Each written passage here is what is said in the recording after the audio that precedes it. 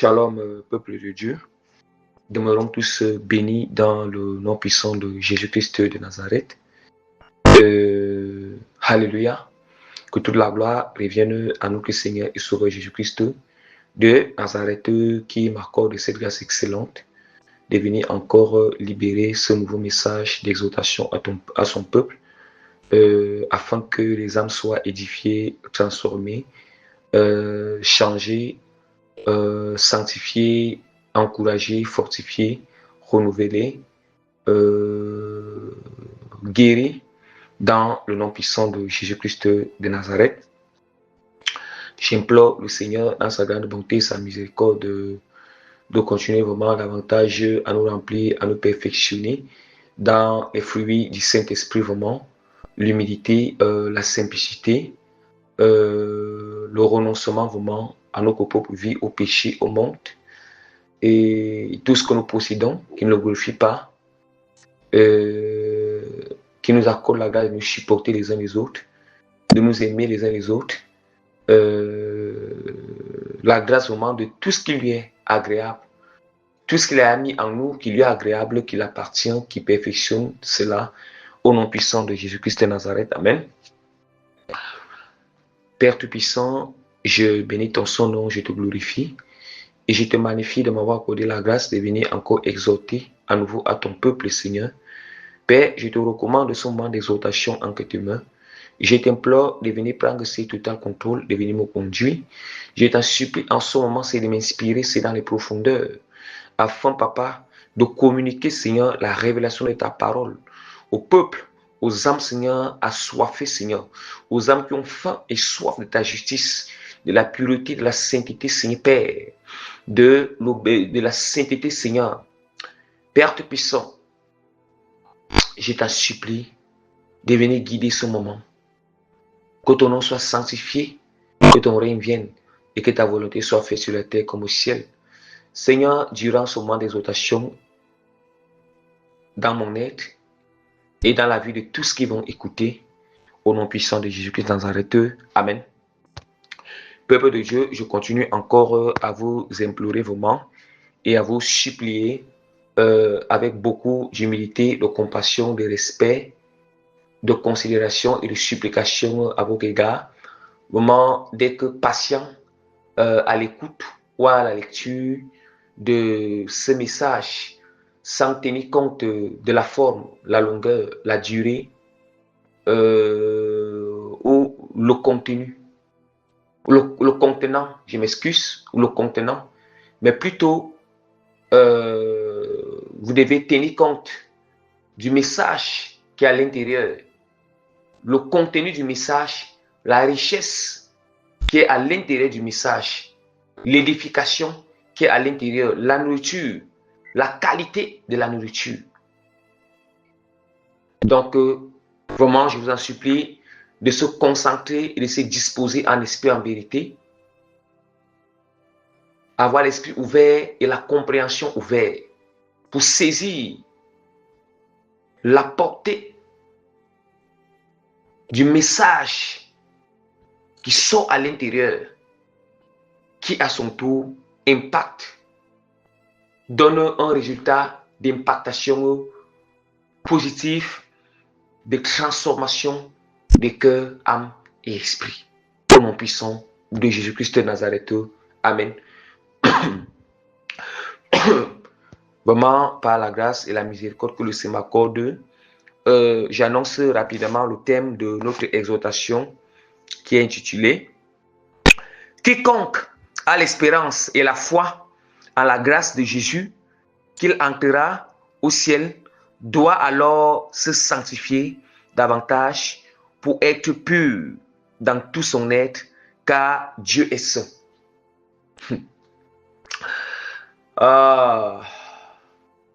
Que toute la gloire revienne encore à notre Seigneur Sauveur Jésus-Christ de Nazareth. Peuple de Dieu,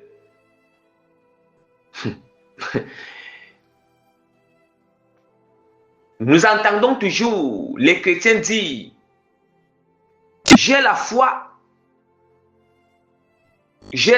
et par la grâce de Dieu, par la grâce de Jésus, j'ai la foi en la grâce de Jésus, J'ai l'espérance que je serai enlevé. Après ma mort, j'irai au ciel par la grâce de Dieu.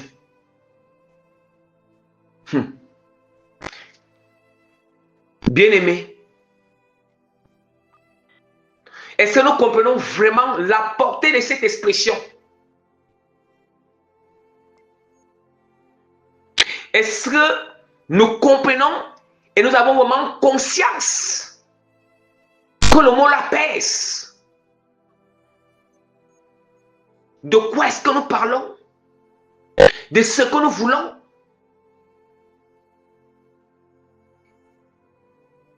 Ou bien de là où nous devons partir, là où on part, là où on réclame de partir, on doit d'abord connaître comment ce lieu-là se présente, comment ce lieu-là est, qu'est-ce qui se trouve là-bas, comment on se comporte là-bas, on agit comment là-bas, l'attitude des gens qui sont là-bas, c'est comment. Oui, celui donc que nous allons voir, qui siège dans ce lieu, qui a créé ce lieu et qui demeure dans ce lieu céleste-là. Il est comment, bien-aimé? Il est saint. Il est saint, tel que la parole de Dieu nous dit. Saint, saint, saint est l'Éternel. Il est pur. Il est lumière. Il est sans péché. Il est sans péché. Il est juste. Il est amour. Miséricordieux. Non seulement lui-même, il est ces choses, mais ce lieu est rempli de ces choses. Oui, parce que ça émane de lui. Ce lieu que nous voulons partir,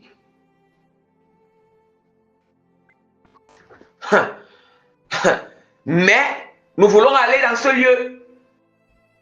On veut le voir après notre mort. On veut le rencontrer après le mort, après notre mort. Ou le jour dans les mains de l'église, aller à sa rencontre dans les airs.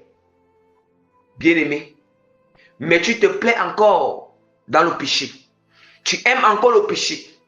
Tu combats encore la vérité. Peuple de Dieu. Bien-aimé, tu aimes encore le monde. Tu te vagabondes encore partout. Tu pars encore dans les bars. Dans les bars, les boîtes de nuit, les concerts. Ah oui, les lieux de prostitution. Tu vois encore les séries mondaines, les films, toutes sortes de films. Tu vois encore le football. Le football, tu continues à regarder le football. À regarder les films romantiques.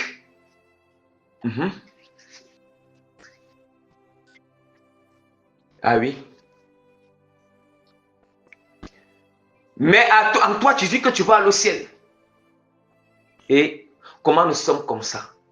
Comment nous voulons rencontrer le Seigneur après la mort? On va être enlevé sans se préparer à rencontrer le Seigneur, sans se préparer à aller au ciel.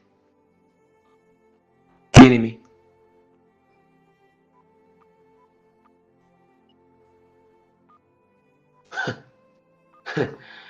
soyons honnêtes, hein? Soyons vraiment honnêtes envers nous-mêmes. Soyons honnêtes envers nous-mêmes. Soyons honnêtes. Tu n'es même pas encore prêt de laisser la fraude, de te disposer pour que le Seigneur te délivre. Jésus-Christ te délivre. Il ôte la fraude en vous, la corruption en vous, la compromission en vous, bien-aimés, la tièdeur, la froideur du monde, l'escroquerie, la malhonnêteté, l'hypocrisie, la jalousie. Oui. La masturbation. Oui. L'utilisation des positions de films pornographiques, bien-aimés. L'habillement sexy. Que Dieu te délivre ces choses. L'habillement sexy.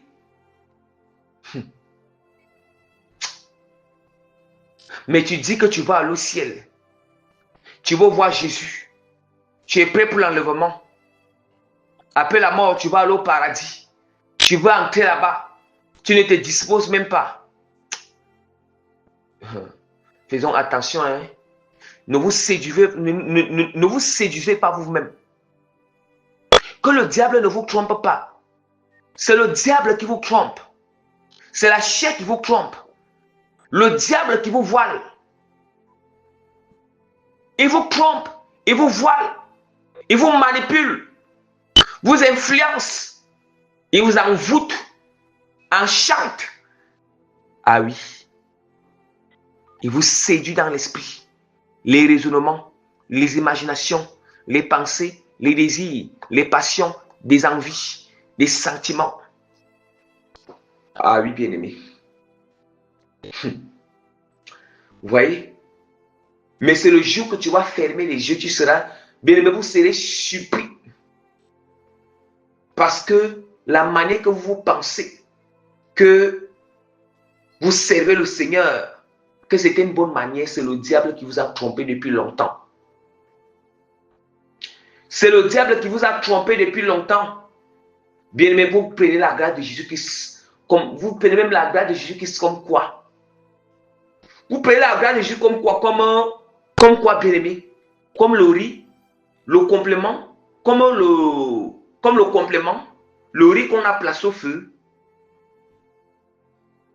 ou bien le plantain qu'on a placé au feu, ou bien comme un gâteau que tu peux commencer, tu peux couper le nombre de morceaux que tu veux.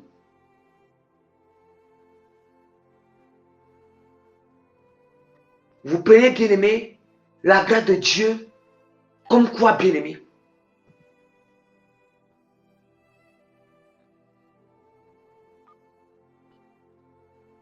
Comme quelque chose que vous devez mépriser. Vous devez fouler aux pieds. Oui. Vous prenez la grâce du Seigneur, sa miséricorde, son amour, sa patience. Comme quoi, bien-aimé?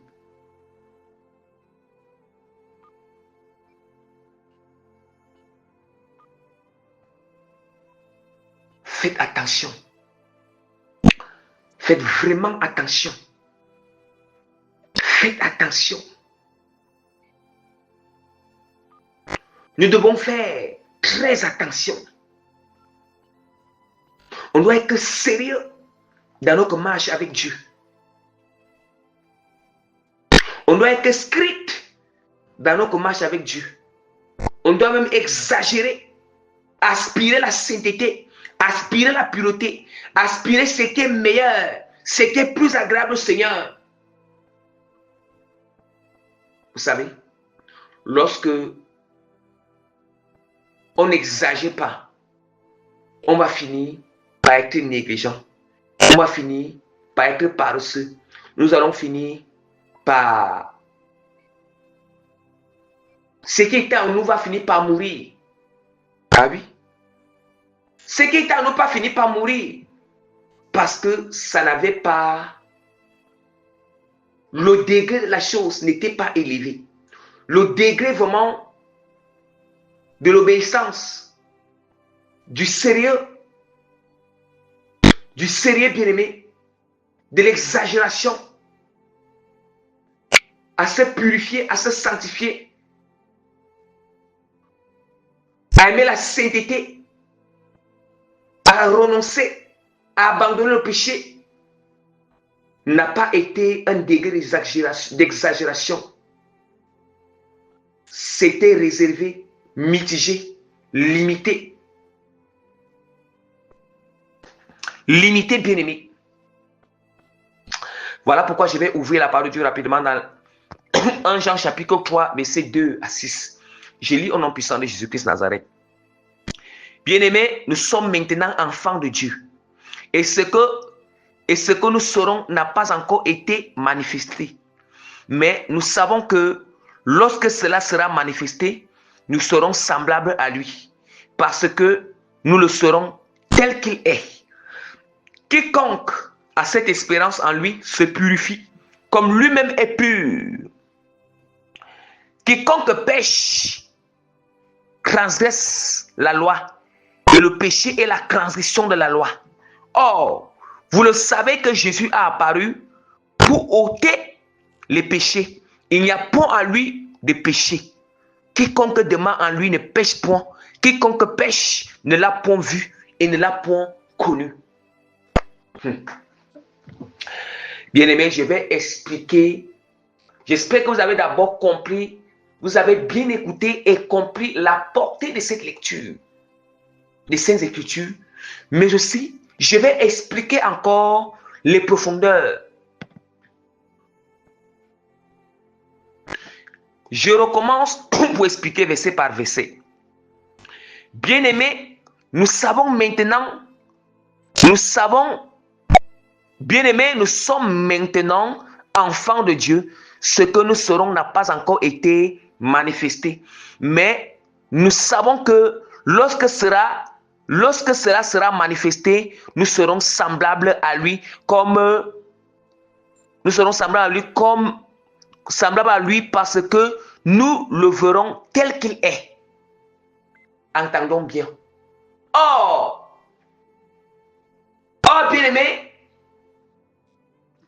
bien-aimé,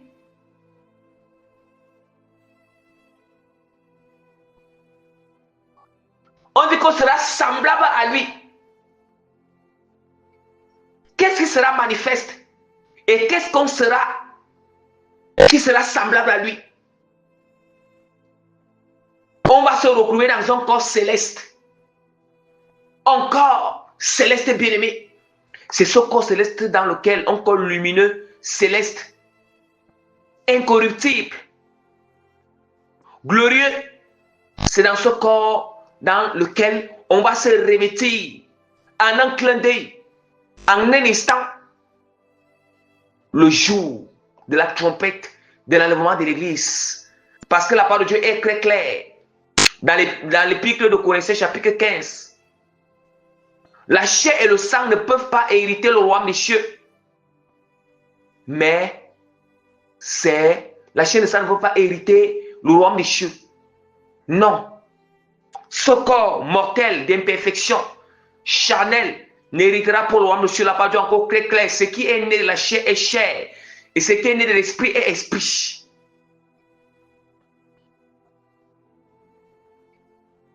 Voilà pourquoi, bien-aimés, c'est dans le corps céleste qu'on se retrouvera le jour de la mort de l'église. Et la parole se nous dit encore dans 1 Thessaloniciens chapitre 4, verset 16 à 17. Le Seigneur lui-même a un signal donné à la voix d'un archange, au son de la trompette, descendra du ciel. Les morts en Christ ressusciteront premièrement. Ça veut dire que ceux qui sont morts en Christ, ceux qui sont morts en Christ bien-aimés, vont ressusciter.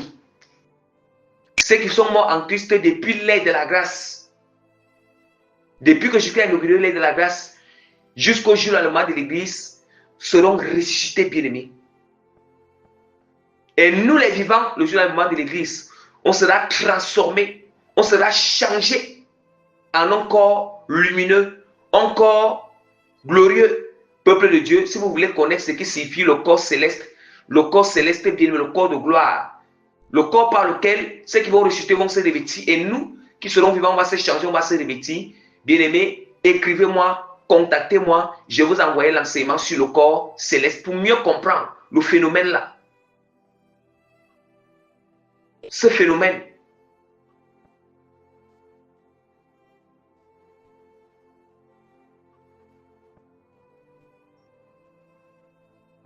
Donc, comme je n'ai pas envie de m'attarder sur ça, je vais continuer.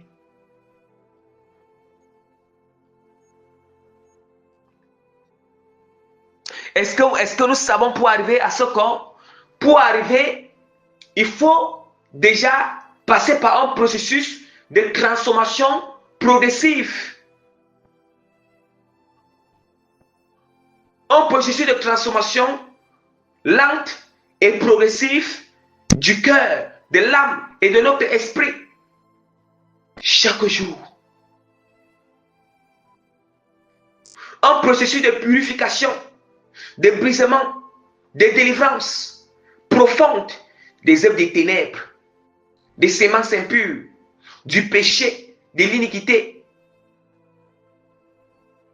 de l'obscurité qui habitait dans le corps.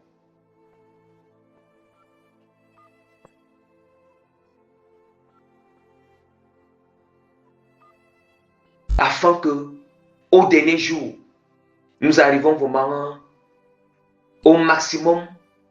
On appelle ça l'apogée. L'apogée, bien-aimé, de la transformation. La fin de la transformation qui donne un résultat de l'enlèvement de l'Église ce jour-là. Du corps céleste. Ou bien le jour de notre mort. L'entrée de notre âme au paradis. Le repos de notre âme au paradis.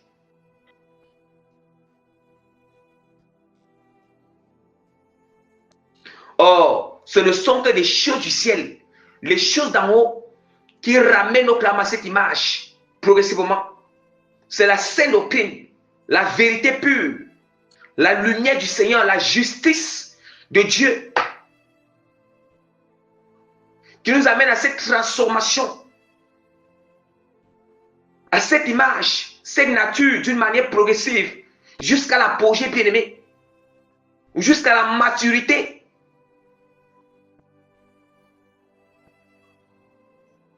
Jusqu'à notre temps de moisson, bien-aimé. Le temps de la moisson de notre âme. Pour aller se reposer au ciel. Le ciel qui est le grenier. Qui est le grenier?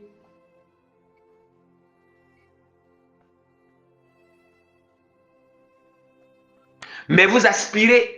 Vous désirez, vous avez soif, vous avez faim de l'évangile de prospérité, l'évangile des miracles. Oui, l'évangile de séduction, l'évangile qui tolère le péché, qui vous laisse vivre dans le péché, qui vous encourage dans le péché, l'évangile du matériel. Oui, l'évangile des voyages, évangile et prophétie de voyage. Oui, des voyages. L'argent, le mariage, les enfants, le travail, la promotion. Au point où ces choses même ces choses sont tellement pleinement en vous. D'autres même qui sont chrétiens partent jusqu'à aller consulter les féticheurs, les marabouts. D'autres sont incapables de discerner les vrais serviteurs, les faux serviteurs. Voilà pourquoi la parole de Dieu nous dit que parce qu'ils n'ont pas eu l'amour de la vérité, voilà, Dieu les a livrés à la puissance d'égarement du mensonge, parce qu'ils n'ont pas eu l'amour de la vérité. Ils n'ont pas eu l'amour de la vérité. L'amour de la vérité, ils n'ont pas aimé la justice, ils n'ont pas aimé la sainte doctrine, ils n'ont pas aimé, bien aimé, l'évangile pur. Ah oui. Ils n'ont pas aimé l'évangile pur. Mais ils disent qu'ils veulent aller au ciel. Ils veulent aller au ciel. Bien-aimé, ton cœur a encore froid. Encore tellement froid du monde. La parole de Dieu nous dit dans Colossiens. Colossiens, bien-aimé.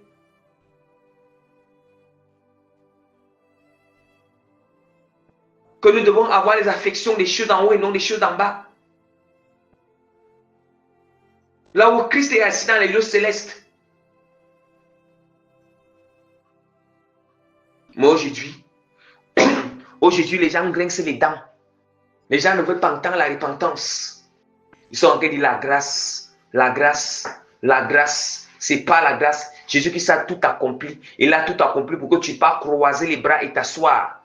C'est lui-même, il a dit que tout a été accompli. C'est lui qui a aussi dit que seuls les violents, bien-aimés, efforcez-vous d'entrer par la porte, bien-aimé, efforcez-vous d'entrer, bien-aimé, par la porte resserrée. N'est-ce pas, c'est lui qui a dit de sa propre bouche. C'est encore lui qui dit encore, le roi monsieur est forcé.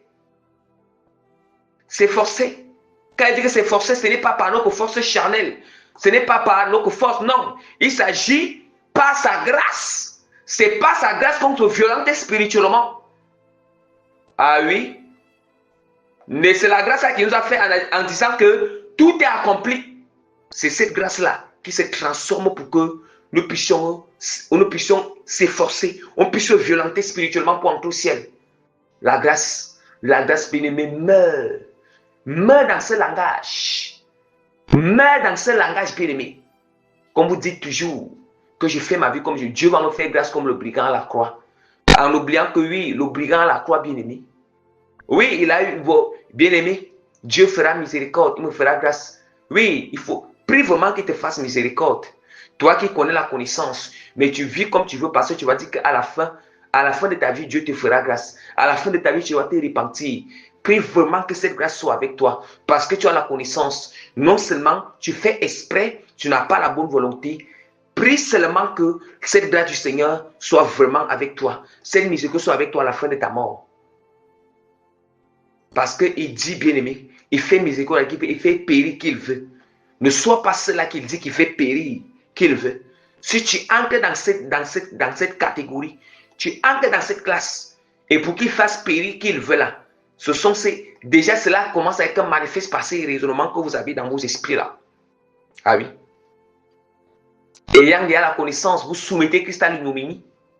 À l'ignominie, bien-aimé. L'opprobre. Vous blasphémez.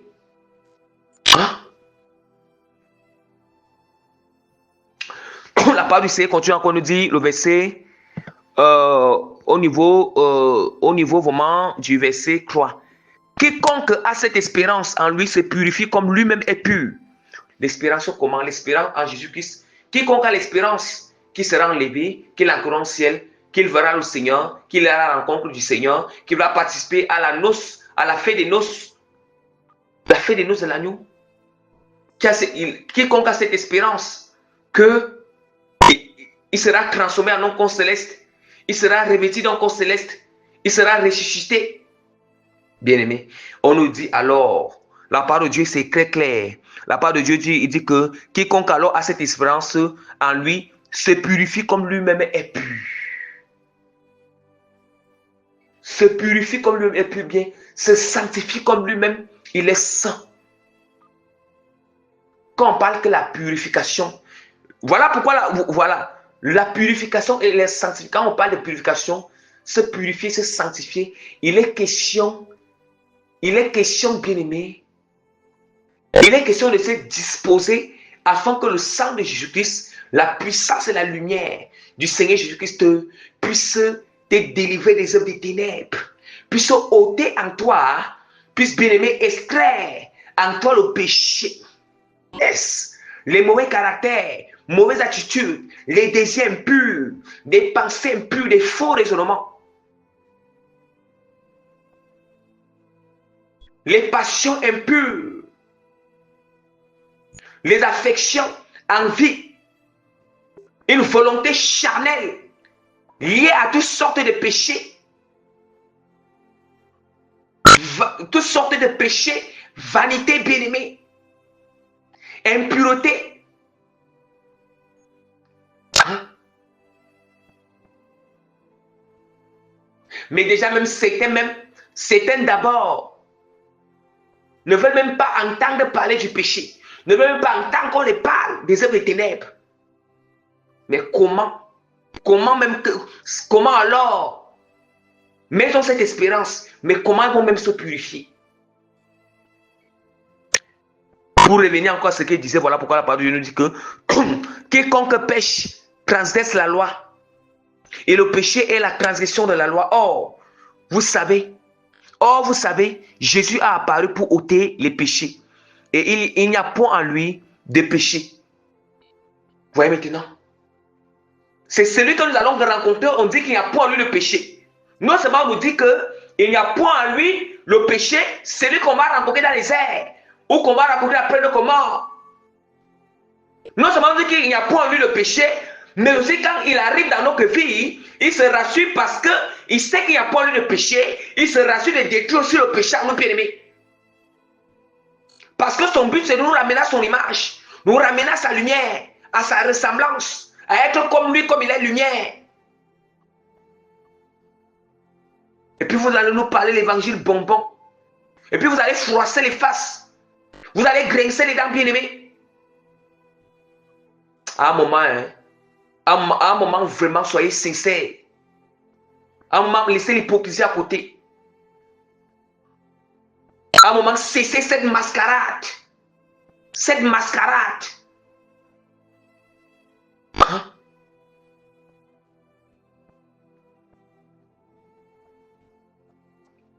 Aujourd'hui, parce que vous ne comprenez pas certaines profondeurs, vous ne comprenez pas certaines profondeurs de pureté, de sanctification, lorsqu'on presse ces choses, vous commencez à combattre.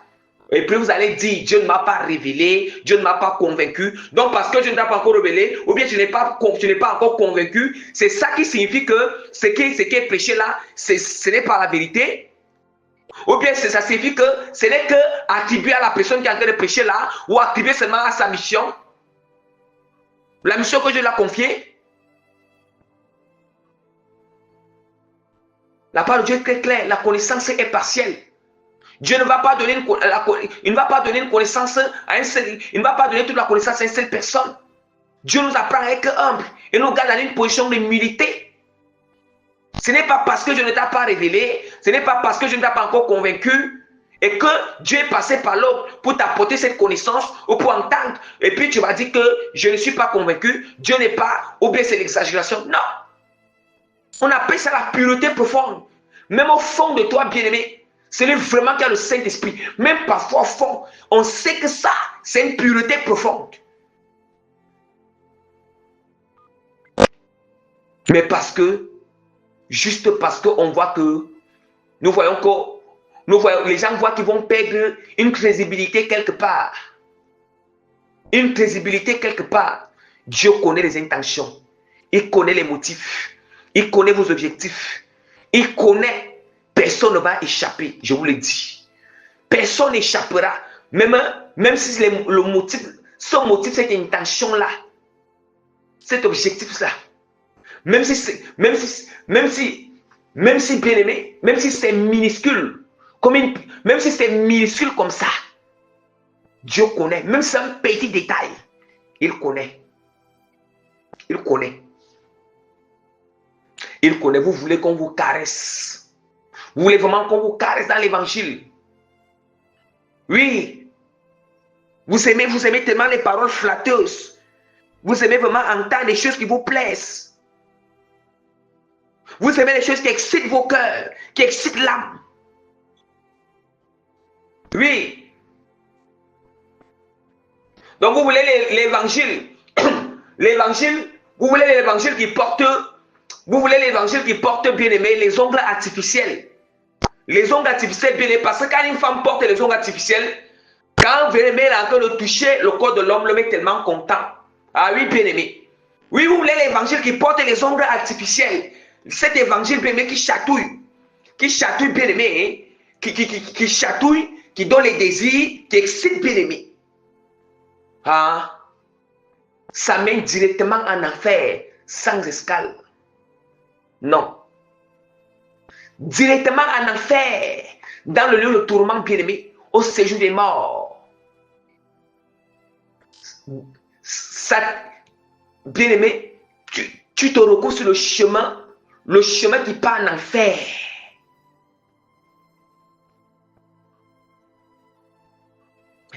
Soyons sérieux un moment. Soyons vraiment sérieux. Soyons Dieu avec nous-mêmes.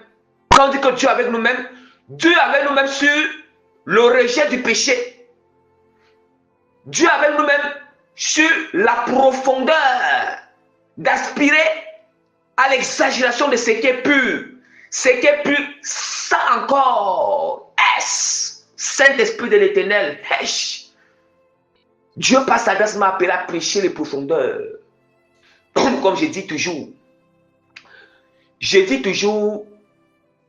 la spiritualité ou bien les zones du Seigneur. L'œuvre de Dieu est comme l'école, est comme les différents enseignements dans ce monde physique. L'enseignement maternel, l'enseignement primaire, l'enseignement secondaire, l'enseignement supérieur. Voyez? Voilà. Maintenant, dans chaque bien-aimé, dans chaque catégorie de cet enseignement, il y a chaque enseignant bien-aimé qui est dans cette catégorie. Il n'y a pas de Dieu, c'est un Dieu d'ordre. La nature ne nous enseigne pas. Vous pensez que les choses qui sont dans le monde, ça vient du ciel. Ça vient du ciel, bien-aimé. Vous pensez que ça vient du ciel. C'est Dieu qui enseigne aux hommes. C'est là dans ce monde.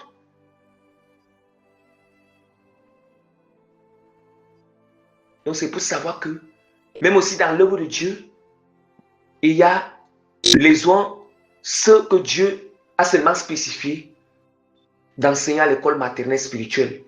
Ceux à qui Dieu a spécifié d'enseigner à l'école primaire. Ceux à qui Dieu a enseigné d'enseigner dans l'école. Oui, à l'enseignement secondaire et à l'enseignement supérieur. Déjà, vous devez savoir où, dans quel poste et dans quelle catégorie où Dieu vous a mis. Maintenant, l'ensemble, nous tous, on va se compléter. Bien-aimé. Voilà. Le Seigneur, lui, il m'a appelé bien-aimé. Par sa grâce et sa miséricorde. Lui, il m'a appelé à enseigner bien-aimé dans ce qu'on appelle en anglais, ce qu'on appelle bien-aimé, je vais d'abord appeler en français, ce qu'on appelle la spiritualité très élevée ou avancée. La spiritualité profonde. Oui.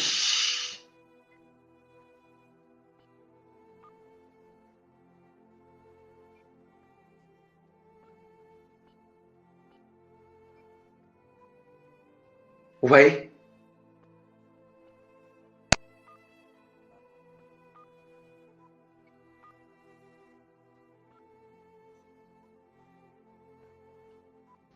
Vous voyez?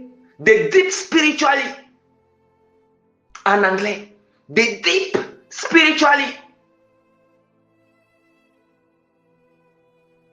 Higher spiritually. Bien-aimé. Ah oui.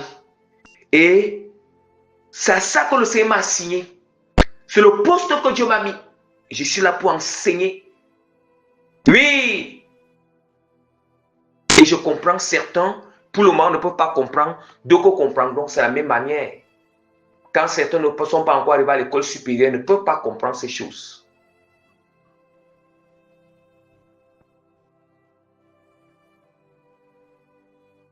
Donc le Seigneur m'a spécifié à enseigner ceux à qui Dieu fait entrer dans la saison de l'école supérieure, la saison de l'enseignement supérieur, la saison de dans l'outil solide. Oui.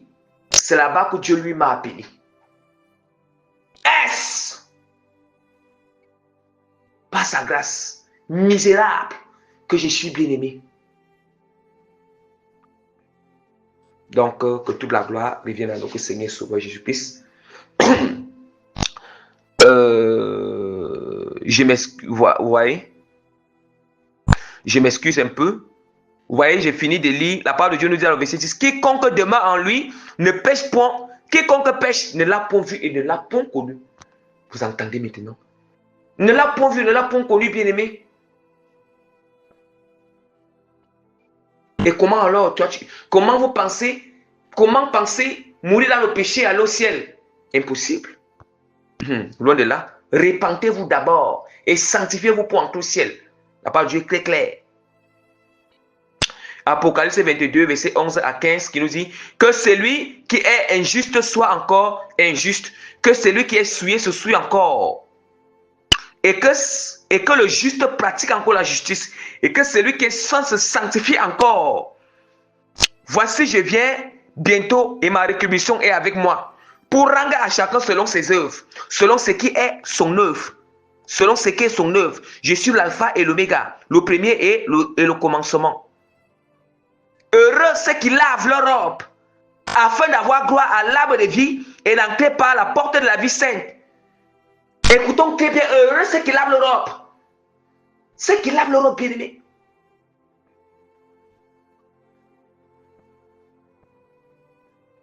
Ceux qui lavent leur robe.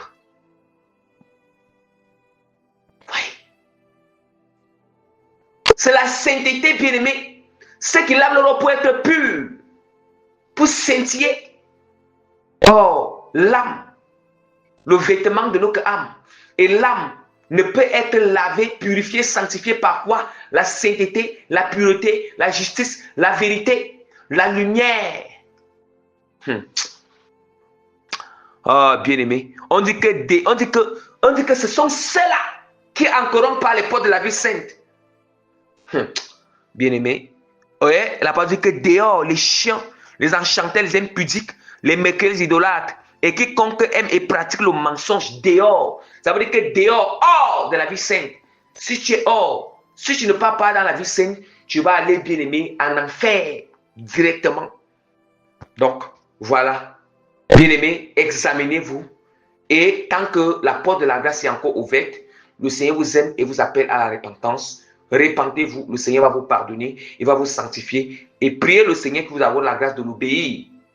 Quel qu'en soit ce qui vous tient captif, quel qu'en soit le péché qui vous domine, le Seigneur peut vous délivrer si et seulement si vous avez la bonne volonté, vous êtes sincère, vous vous disposez au-devant de lui. Donc, par la grâce de Dieu, je mets le sceau du Saint-Esprit sur cette exhortation, je mets le cachet et les témoins authentiques sur cette exhortation, je mets la certitude authentique de l'autorité non puissante du Christ et d'impactation positive, de transformation de cœur, âme, esprit qui vont écouter cette exhortation étant disposée au nom puissant de Jésus de Nazareth. Amen. Demeurez encore tous bénis, peuple de Dieu, et à bientôt si le Seigneur le veut. Shalom.